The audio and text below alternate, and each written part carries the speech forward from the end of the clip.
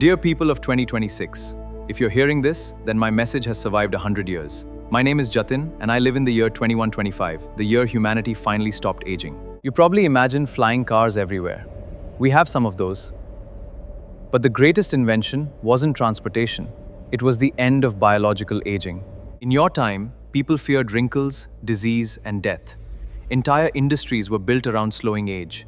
In my world, age itself became a solved problem. It started with tiny machines smaller than blood cells. They traveled through our bodies, repairing damage before it could accumulate. At first, people didn't believe it. The treatment sounded impossible, yet every year, patients became healthier, younger, and stronger. I was born in 2015. By your standards, I should be 110 years old. Yet my body remains almost identical to when I was 30. First generation to stop aging changed everything. Retirement vanished. Careers lasted decades longer. Life itself gained a new meaning. Doctors became longevity engineers. Hospitals became repair centers. Disease became rare, and prevention became the norm. Some celebrated. Others feared what immortality could do to society. They asked a simple question. If nobody ages, what happens next? The answer wasn't simple. Population exploded. New cities rose beneath oceans and above the clouds. Families changed too. 5 generations could sit at the same dinner table, all appearing nearly the same age. But stopping aging did not stop accidents. Humanity learned a painful lesson. We had conquered age, not mortality. Many people became obsessed with preserving themselves forever. Others chose to live boldly, knowing time was no longer their enemy. By 2100, the average person expected centuries of life. Children planned careers that lasted longer than entire civilizations once did.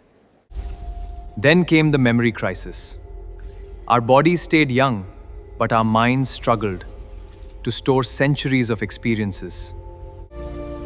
We solved it by creating external memory archives connected directly to our neural networks. Imagine remembering every birthday, every conversation, and every sunrise across hundreds of years.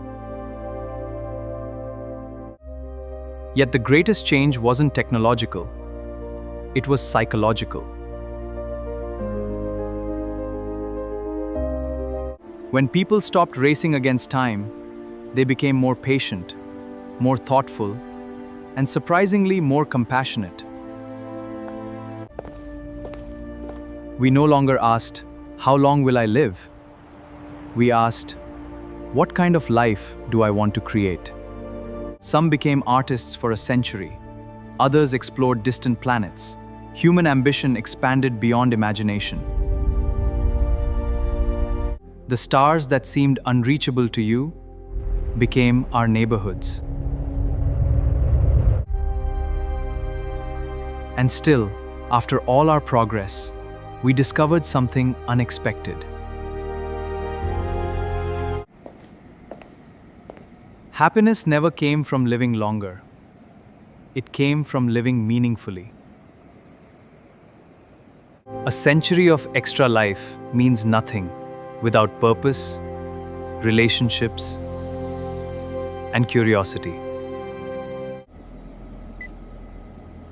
So I send this message back to you, not as a warning, but as a gift. The future isn't built by machines. It's built by the choices you're making today. Take care of your body.